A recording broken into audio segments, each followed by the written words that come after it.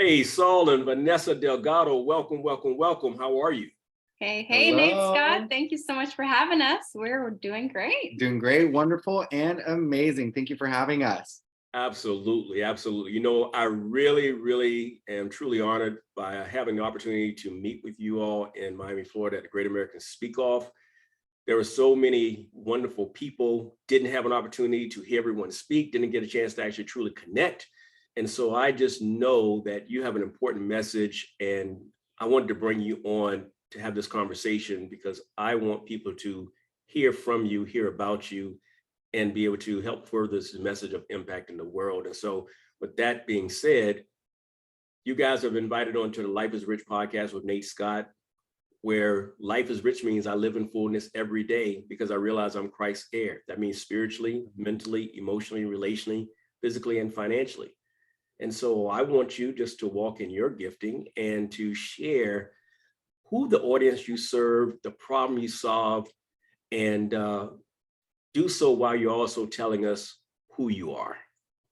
Yeah, for sure. Yeah, I'll start off. So the 10X Stages workshop and the competition was so fun. It was so great to meet you there and meet so many amazing entrepreneurs and speakers and people who are just putting themselves out there into uncomfortable positions to really learn how to serve their audience well. And that whole week was really transformational for us. It really helped us to narrow down exactly who we serve and putting it into the right words. So yeah, who we serve. So our company is called Came to Serve because we believe we came to serve. God put us on this earth to serve and love one another and to love each other like we love ourselves and love God. And so that's really our whole life mission, is to come to serve. And whatever stage we're on, whatever audience, whoever we're talking to, just how can we serve them? So, but our specific focus that we've narrowed it down to is serving young adults.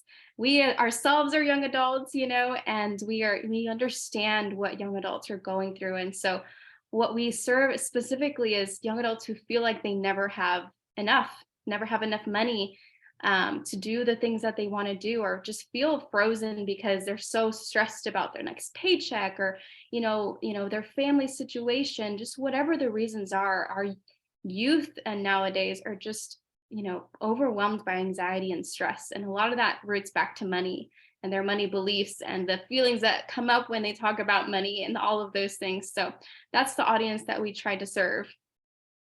Awesome. And so, Saul, tell me, where are you from? Talk to me about your background. All right. Hi, Mr. Nate. Thank you so much. And just part of my background individually is that I was born near the city of Chicago.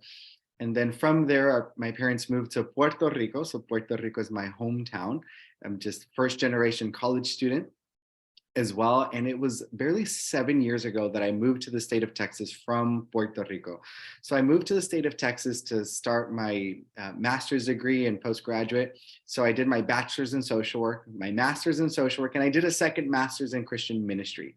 And so the thing was that right after I finished my master's, I always grew up with the expectation of, hey, once you go to school, you're going to get all your ducks in a row. You're going to have everything fine. Everything's going to work out. You're in school. You're going to be great. And that was the expectation. So I did one degree and okay, now what do we do? And then I did a second degree. Okay, then now what? Well, the logical thing was to do a third degree because that's how I grew up. I grew up with education or higher education equals safety and security. However, in the process of finishing my second master's, I actually became homeless at the age of 26. So I became homeless for about 3-4 months, and I was couch surfing, sleeping on the floor, sleeping on mattresses on the floor. I remember going and just house sitting, offering myself to house sit for people who were just going out and traveling, just so I can have a place to sleep. And so there's this huge contrast and inconsistency of how I grew up and the beliefs that were sown into me, like once you go to school, everything's going to be fine, versus how I was living in those moments, not only just being homeless, but having to decide whether to like pay for food or gas, at buying canned food and eating half of it because I had to save the other half for later. Or you're going to the store and you go to like the general brand store and you buy the minimum and you still pray to God that your debit card doesn't say decline. And it is one of the most embarrassing feelings. Like, you only have 2 cans of food and still your debit card says decline. And just seeing and feeling these things and seeing the disparity of what I believed versus what I'm living, that is the moment where I realized that I have to do something, but not just for me. Like, I have to get out of here. I have to get out of this situation. I have to overcome this situation, and not just do it for me, but this is going to help and bless something else. And that is what we've dedicated. That's where Came to Serve comes from. And that is what we've dedicated Came to Serve to be, just to be this safe space and this movement for other young adults who might feel the same way. You probably weren't homeless the way I was, but you probably had some stress going to the cashier and seeing if your car is going to decline or not. Or you're probably thinking, hey, do I cook this or because if I cook this, I won't have enough for probably our next meal. And that's kind of the story of how it intertwines with my background and my beliefs and what we want to do. So that's basically where I grew up, and then where we're headed towards is just serving young adults, other young adults just like ourselves, that might be going through all this feeling of not feeling like they have enough, to gain back their confidence financially. And how does money influence all of the other areas of my life? I didn't know that everything I was dealing with had to do with my belief with money, because they taught me that education equaled money, but they didn't teach me all the other stuff. They didn't teach me how to, like, I wasn't taught as well, like, how to save or how to proactively search income and things like that. And so that's an area that we want to serve. And that's mainly the reason why my heart is so just poured out to, to I this love it. topic. I can feel your heart, and I thank you for your transparency and sharing that, because it's so not unusual. The thing that you just now described, like you, I also am very passionate about making sure that's addressed, because if one doesn't address it now, then inevitably they're going to run into the real numbers that are revealed later in life, Yeah. such as the fact that 77 million baby boomers are retiring and facing a cash flow danger, and 66 out of 100 people age 65 earn less than $30,000 retirement. Yeah. That is real. And the thing is I applaud you guys by getting started early with addressing this based on your own experiences, because the goal is to allow people to recognize that the outcome that they're desiring is not being met by most people who have tried the same things that they're now looking to do. Mm-hmm. So therefore, it would be wise to, one, recognize where you want to be at in the future. Mm-hmm. Go out and see if you see the people that you're listening to getting to the outcome that you desire. And if you recognize that those people that you were looking at on those paths that you were planning to follow have not landed where you want to get to, then you know you've got to now look for a different direction. Right. It's really just that simple. Yeah. And so I am excited to hear you communicate that, because it's much needed. Vanessa, if you wouldn't mind, tell me about you. Yeah, How for did you get here? sure. What's your backstory? Yeah, and my story kind of ends in the same place as far as why I'm so passionate about this, but my story is obviously a little different. So I also grew up in a Hispanic community. You know, I don't know if Saul mentioned he's from Puerto Rico, and so we both grew up in Latin communities. And my story and my passion for what we do really starts when I was about 16 years old.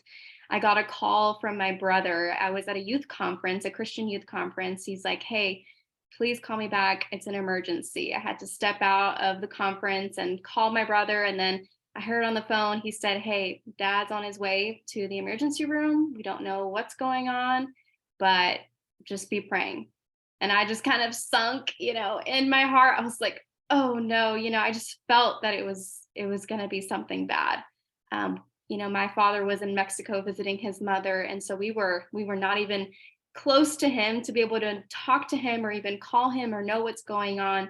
So it wasn't until the next morning that we found out that he had to have emergency spine surgery. and that he was told he would never be able to walk again. So that sunk in our hearts. So that meant that my father, who was financially responsible for our family of four, would no longer be able to work. So that left us kind of in a financial crisis. My mother, my immigrant mother with an eighth grade education and no career, she never really worked before. She was a stay-at-home mom, had to carry now the financial responsibility of our family, which, for teenagers, my brother and I were teenagers, we couldn't just quit school and help her. So, after school, we would go door to door knocking on people's doors, seeing if they would let us inside their homes to help, clean their home and, in exchange for some cash to help my dad during this crisis. And so thankfully we had the support of our amazing church and, our community to support us through that. But that is really where I learned, as a teenager, that financial crisis is real and it can hit you at a young age, and feeling like financially responsible for my whole family, like rushing to get out of high school so that I could support my family. And college was always a dream. And so going into college, I was like, you know what, I'm going to study business, because clearly business is a way to get people out of financial crisis, just starting your own thing in the middle of a crisis. So, our family started our cleaning business, and thankfully now my mom makes way more than my dad ever did before the crisis. And my dad is now, a pastor at a church and being able to live out his passion. So things ended up, working out because God is good, right? But that is really what taught me the passion of, even from a young age of being a teenager, even before your first job, people experience financial crisis. And so being able to learn at a young age how to handle financial stress, what are some things that help us to overcome those beliefs that we'll never have enough, that we're going to lose everything? What are some practical tools that young people can use to even serve their families and their parents if they're going through financial stress? And so that's really where my passion comes from. And Saul and I, of course, met each other. We fell in love and realized that we both had very similar passions in life and stories that kind of led us to be passionate about serving young adults together. So that's where we are today. Yeah. Oh, beautiful, beautiful. And again, I can appreciate that. Glad to know that your father is recovered, and that your mom was able to walk into some greatness. I define entrepreneurship as problem solving. And what you've described is all about being problem solvers. Many times people say, I'm not an entrepreneur. I say, well, yes, because there's some problem that you've had to actually figure out. And if you can adopt that mindset, then what happens, it shifts with how you actually start to look at this whole thing about creating income. I think is so, so important that people understand that life happens. The reason why I focus on the cash flow danger that no one is talking about is because I'm talking about that unexpected life transition that you might be put in the situation to actually deal with. For me, I was a former CFO of an Inc. 500 fast growing company in September of a year, 2007. And in December 2007, we shut our doors. We were an Inc. 500's fastest growing company. Wow. In September, yet we closed our doors in December. That's how quickly things can actually happen. I found myself over time going from 5 million to zero, from a 10,000 square foot home to from a 6,000 square foot home to a 10 by 12 room with no running water. Wow. I found myself one day in the back of a room with a poster board in my suit and tie, thinking about what things could I write on a poster board about my professional background: combat veteran, West Point graduate, infantry officer, MBA, financial planning from Georgetown. I need a job. We have things in which we go through, and thank God that my life doesn't looks like what I've been through. But that what you're describing is very real. And if a person never understands that that's the other side, then they can't benefit from the wisdom that you guys have gained, because God has allowed you to go through experiences to arm you to be able to be a people of service and to be of value, because you're in a position uniquely qualified to say, I understand how you feel. Amen. I felt the same way. Mm, Here's what I found out. yeah. So I thank you guys for communicating your story and your backstory. So what do you find to be the greatest challenge that you see that young people are actually facing when it comes to their stage of life? Yeah, absolutely. Actually, in the process of writing, we actually wrote our book, Overcoming Your Money Madness, which just shares kind of the secrets that, not the secrets, but the strategies that we've used throughout this season. And when we were in the process of writing this book, we did our research and found this shocking statistic. It was the CPA Association of the US. And so they did a survey for young adults, anyone from the ages 18 to 35. And they found these numbers that 9 out of 10 young adults from the ages of 18 to 35, that's 91%, 9 out of 10 have felt that their well-being has declined due to financial stress. 9 out of 10, that's over 91%. And when it says mental wellness, or when it says well-being, it's talking about levels of stress elevated, levels of anxiety and mental health elevated, levels of depression also elevated, lack of sleep as well, and other things in other categories. But that was the most one that was shocking to us. The other one was a 76% of young adults that were studied or surveyed felt that their well-being would be increased if they only had either a tool, a resource, or someone to talk to. That's 4 in 5 young adults.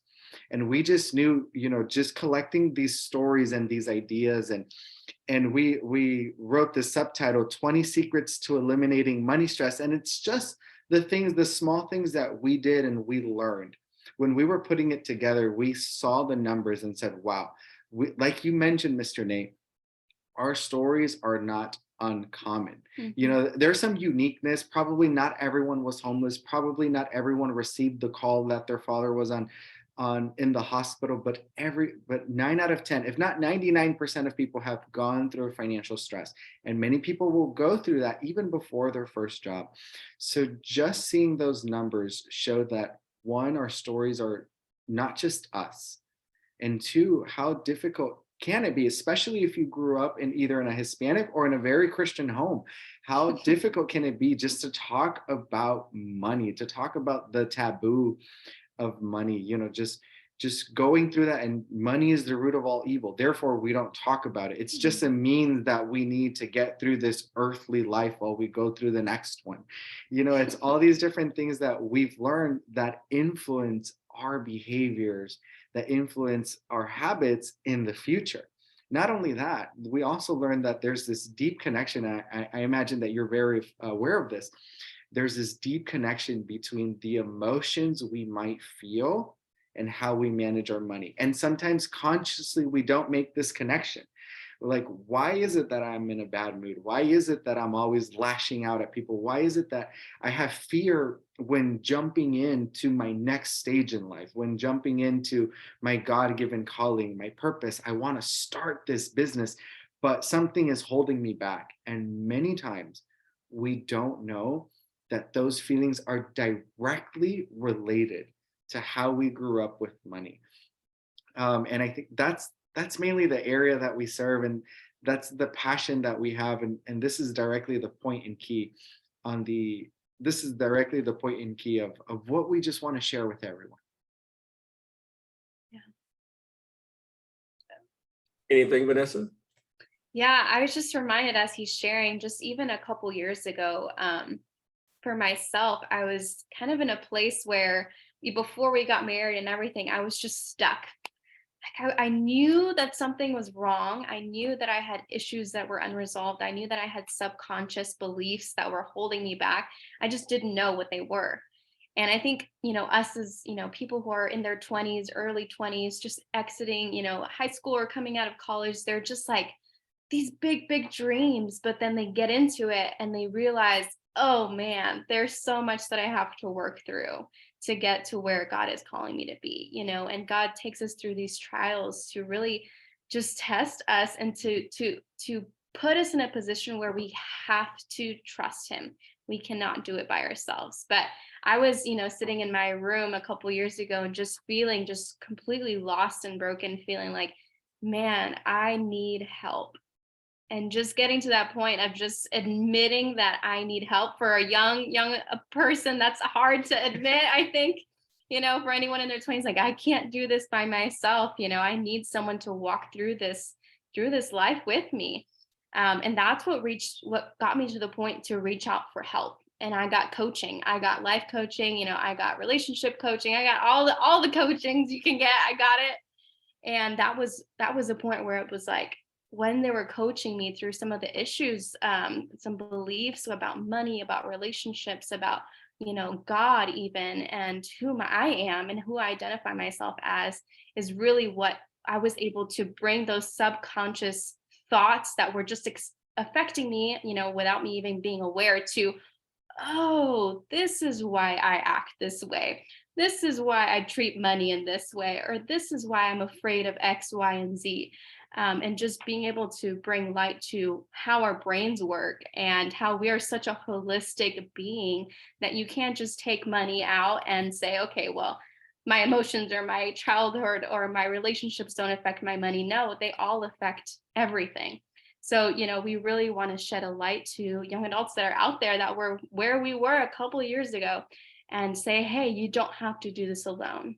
There is no, embarrassment in admitting you can't do it alone. And we want to walk with them through those things and ask them the questions that we were asked, and give them the tools that we maybe never were given, but now have, to make that process easier. Yeah. And I tell you, what you continue to drive home is the fact that thoughts lead to feelings, which lead to actions, which lead to results. Right. Thoughts lead to feelings, which lead to actions, which lead to results. And so I Right. really appreciate the fact that you are really reflecting on the mindset, which in turn also provided you with certain feelings, Yeah. which in turn caused your behavior. I always tell people that finance is 80% behavior, 20% know-how. Mhm. 80% behavior, 20% know-how. So it really boils down to those money habits.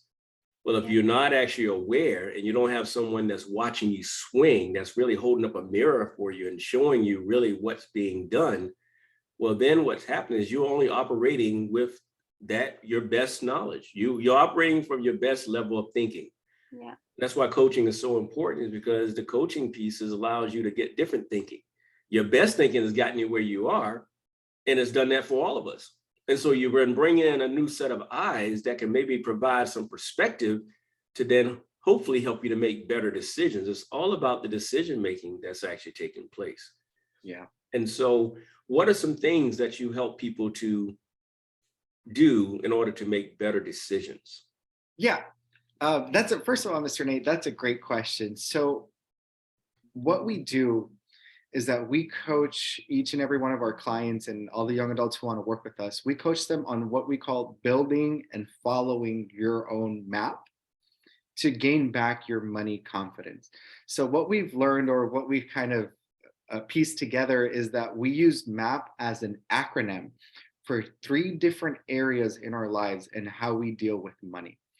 And so, just real quick, with MAP, M has to do with everything, your mindset, your thoughts, and like, who do you believe? What is your relationship with money on a thought level? And so we begin to uncover these subconscious beliefs. We probably, when people talk about money, it's not like, oh, I have these unconscious beliefs about money. That's probably not the language we're using, but we begin to uncover these things so we can see how our thoughts relate to our money. Second, the A on MAP is for awareness. We begin to create awareness, these specific tools and resources that we use to create awareness, something as simple as creating a money journal. When you create a money journal, you begin to you begin to create awareness on where your money leaks are. Where are you spending the most? For example, we did a marriage audit. We've been married for 10 months, 11 months as of this podcast. Thank you so much. We've been married for 11 months. And we did a financial audit. And just to share this is something very intimate with us. We discovered two things. One, I go over budget at work with the vending machine. And so it's very small $1 or $2 purchases, but it happens 2 to 3 times a week. And so also every week we have a date night and we alternate. That's kind of our thing. We alternate 1 week Vanessa, 1 week myself. And we found out that in our budget, Vanessa goes over budget on her 2 weeks on date night. So we both went over budget, but in different ways. Like I went over budget with the vending machine, small amounts, but consistently. And then Vanessa went over budget, bigger amounts in the sense, but they were more rare, Spaced out, yeah. more spaced out. And so that's the importance of creating awareness. So what is your money journal? That's a tool we use. Listing out your debt. What are some areas where you can add more income to yourself? And it's just creating that awareness. So we have M for mindset, A for awareness. And lastly, P is for plan of action. Okay, now you know this is where you are. So what are we going to do about it? And so this was a pivotal moment for us because we knew that, oh, hey, we can become debt consultants, or we can become, certified on this area, on that area. But what we decided to be is a liaison for other entrepreneurs and for other coaches just like yourself. Because plan of action can be, hey, you can list out your debt, you can create a budget, but also you just might need a coach that is specialized in this area specifically with money. And so that would be that referral piece. Your plan of action would be to find a next coach. Your plan of action would be to find a mentor or join a community. Or you might be okay with just doing your budget and having an accountability partner. That's okay too. So we saw this framework, M for mindset, awareness, and plan of action, because we discovered that we couldn't progress financially if we only did one or two. We can have a money diary or a money journal, but then we're consistently spending, and it's because we haven't dealt how we deal about money. Or we can have these new thoughts and beliefs about money, like transforming that money is the root of all evil, hey, to money is a means to do good. We can change that mindset, but if we don't have a plan of action, we're still going to be spending it in the same place, and we're still going to keep having that money stress. So that is our main tool. That is what we call like our crown jewel, which is our MAP framework, our mindset, our awareness, and plan of action. And it talks about what you were talking about earlier, like what is our thoughts, our feelings, and our actions. It's just worded in that way. How do we think about money? How do we feel about money? One of the awareness tools that we have, and for those who are listening as well, you can do this in your house as well. Just list out, how do you feel when you overspend? What's the feeling? You bought that blouse you love it. That's awesome. But then how do you feel afterwards? Some people might feel guilt. We've had clients who, like, after they buy something they like, they now do not like it. And that because it reminds them of how much they're spending. So what is their feeling you're looking for? I'm looking to feel accepted, or I'm looking to look nice. Then let's find an activity that can supply that need without the spending. And that's how we begin to create awareness. And the last part, plan of action. How do we move forward with what we know? So helping young adults to build their map, build and follow their map, to gain back their money confidence. That's what it boils down to.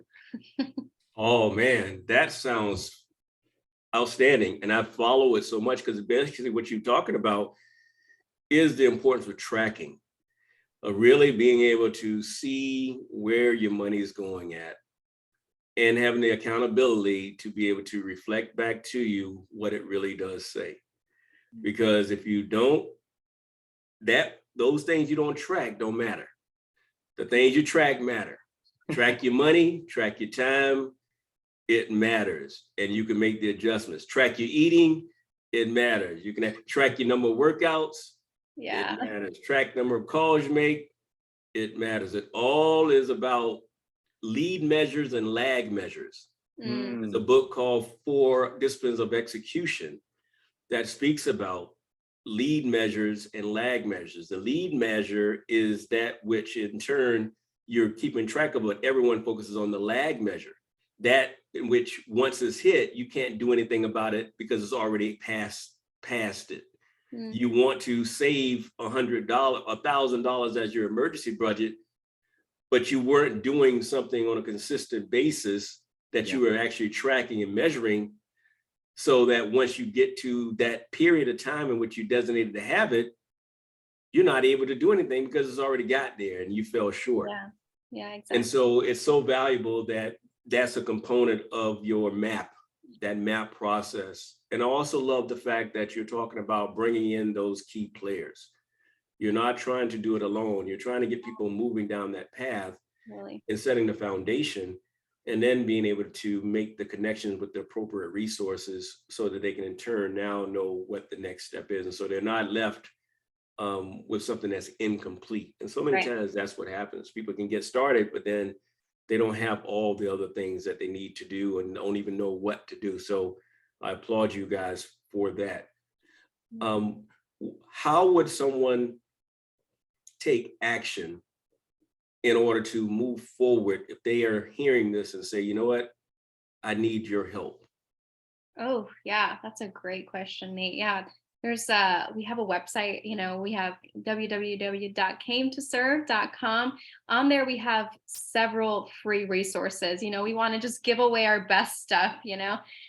So we have a webinar on there that just talks about our book, going in depth onto those 20 secrets that we talk about in our book. And just having that, people seeing our faces, getting a feel for who we are, what we do. And so that's the webinar. We also put together a 90-day worksheet. And so Saul can talk a little bit more about the worksheet there. Yeah, we just put some resources, and we're just on a mission. You talked about being on a mission and serving people. We're on a mission of serving, helping, blessing, coaching 1,000 young adults, whether it be we go speak at a school, university, or you want to work one-on-one with us. We wanted to put resources available for everyone. So we do have our website, Came to Serve. It's the word came, CAME, the number 2, and then serve, cametoserve.com. You can also email us directly at cametoserve.us@gmail.com. That's a great way to find us. But on our website, there we have just a small space. It's completely free. You just put your email, and within 72 hours, we'll just send you what we have. We have a work plan that goes along with our book. You don't need our book. You can just use the webinar that we have there. We have a work plan, a 90-day work plan as well. Helps people kind of budget, keep track, and what you're talking about. It's so important to keep track as well. We also have our webinar there that explains the 20 secrets of eliminating money stress and things that are coming in the near future. In the near future, we're actually working on creating a digital course. We know that many people have asked us, and there's a high demand. And unfortunately, we only have so many hours for like our coaching and group coaching and things like that. So we're actually creating a digital course that will walk step by step on how to build and create your own map to eliminate your money stress. And so in the creation of the digital course, it's coming soon. So if you go to our website, cametoserve.com, and write your email, we'll keep you updated. And I think that's about it. So, and social media, Instagram, Facebook, and TikTok as well. It's all under the same name, Came to Serve, CAME, the number 2, serve, Came to Serve. And we're also really passionate about serving our Latinos out there, Spanish speakers. We have a podcast in Spanish. It's just sharing what it is that we've learned. A lot of the resources that are in English, the books that we've read, the people that we've learned from, they're not available in Spanish. And so we were so passionate about serving our Spanish speakers that, we're just going to make a podcast sharing all the things that we've learned in Spanish. And so we also have that on Spotify. Yeah, the podcast is Came to Serve Español Also, came the number 2, serve español. So if you're listening to this and you have some friends in Spanish, there we translate what we've learned from teachers like Tony Robbins, Jim Rohn, Napoleon Hill. We're in the process of making our notes and translating everything we've learned from the 10X stages and tools and resources and having them there in Spanish as well for our Spanish community. Wow, wow, that's such a value add. I'm so delighted to know that because, I've got Life is Rich, How to Create Lasting Wealth. And so knowing that you have that in your heart to serve the Spanish speaking population, that's also a group that's in my heart as a part of the Black and Brown community. And so absolutely, we've got some things to do there.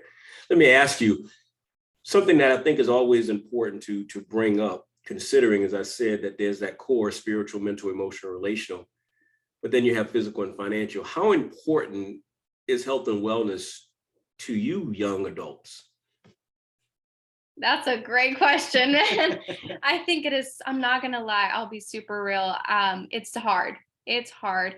It's easy to say it's important, but it's hard to show that it's actually important to us, for sure. I think with our generation, the millennials and Gen Z that are just, we're born on the phones, we're born on the computers and TV, and it's just hard to get yourself to actually do the things that you should do. So I would say to all those people out there, man, I think accountability is the number one thing. Like, I think so many of us, we know what we need to do. Eat healthier, go on a run, go on a walk, all of the obvious things, but to actually get yourself to do it requires accountability. Yeah, and now that we're living in an era of working from home has become a norm as well. Yeah. Like just the sedentary life that's being created, just working from home. And also, when we're in our 20s, we don't feel like we need the doctor's checkup as much as we do. We feel like, hey, we can go to bed at 2 a.m., wake up at 7, and you'll be fine. And I have to say, at this date that we're recording this podcast, I'm 29 years old. And I can say that life that I just mentioned does not last forever. I'm about to hit in my 30s and I'm beginning to feel, because when I was doing my master's degrees, it was normal to not sleep for 1 day or 2 days. And I wasn't really much the party person, but I was the study person. So I would pull all-nighters. But now, like, you just feel how essential it is, and how essential is the message not only of active exercise, but also prevention. It's so important for us to realize the awareness, the importance of prevention now that we're young. So when we're older, we can continue to have a sustainable, well, health. And I agree with Vanessa. It's easy to say it's important, but it's so hard to live it out, especially if we don't have that accountability part. Yeah, yeah. I bring that up because my first business was as a personal trainer.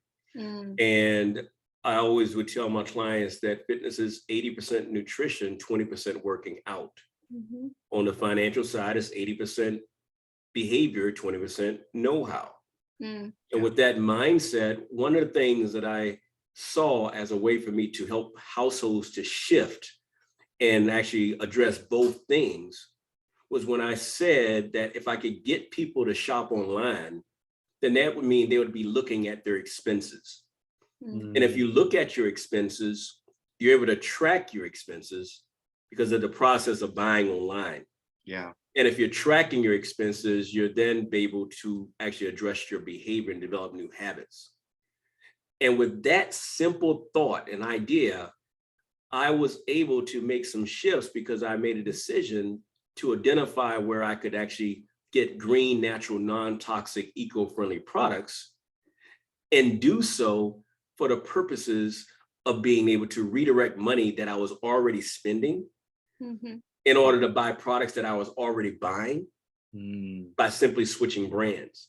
Yeah. And I'll tell you what that did for me was, as someone that never took any vitamins, for example, I made a decision to take some because I had the opportunity to get some that I found that were clinically tested. And that in turn gave me exposure to something that I would always avoid, which was supplementation. And so I bring that up because of what you talked about recognizing that you're at 29. Well, I'm 51. Wow. And I get that more often because I am intentional and I've learned some things that went beyond just me being physically fit. Yeah. I learned some things that it was more important from the inside out because I was always doing my physicals because I'm a veteran, military veteran, and I would do physicals every 6 months, and I still do that. But you can have those silent killers, the Yeah. heart disease. Yeah. You got your high blood pressure, you got your high cholesterol, you got those things where you can be doing all the things that are right, but still yet some things that are happening internally that may not be reflective externally, that all of a sudden your life can be wiped out, and that can wipe your finances out. And that's really why I bring this up, is because why work your entire life trying to get to something financially to then get to that point at that later age when you can't even enjoy it. Yeah. That's good. That's really the key as you guys continued on, where I'm saying you're in a great position to be speaking about this with the audience in which you're speaking to say, hey, let's think about our lifestyle that we want to create. What do we want to have so that we don't do like our parents have done, spend all their time working, and then they end up being out of shape, overweight, facing heart disease, facing all those things, cannot enjoy the active lifestyle that they maybe now be able to afford. Right. Yeah. Totally. Amen to that. You're preaching to us, man. I love it. There you go. So I am so delighted to have you guys to have shared. For each and every one of you, I hope that you have made note of www.cametoserve.com. I want to make sure that each one of you make a note of that and don't hold it to yourself. If you've gotten value from this message from Vanessa and Saul, please make sure that you are sharing that information. Saul and Vanessa, I want to leave it to you guys to look into the camera and give your parting words. What do you want the audience to walk away with? Man, it's in service that you truly find yourself. I think us as young adults, we're so consumed with ourselves and what we're doing and our status and our future that if we were to just look out and see our brother next to us and help them, we would truly find what we're put on this earth to do. Yeah. And I want to piggyback on that. Sometimes, or many times, we daydream about unleashing our calling, stepping into our goals, wanting to start a business so we can serve others, and just walking in our purpose. But that daydream sometimes just goes away when we think about the money aspect. We think about, oh my God, how are we going to finance this? I can barely buy groceries. I can barely pay for gas. How am I going to do this when I have so much I need to pay for? And that is what we call money stress. And that is the area we want to speak into. We want to walk with you in this process so we can overcome this. And we have a saying, to overcome is to become the you on the other side of your breakthrough. And sometimes your breakthrough, you're just right there in the cusp of it. You just need a little push and a little help.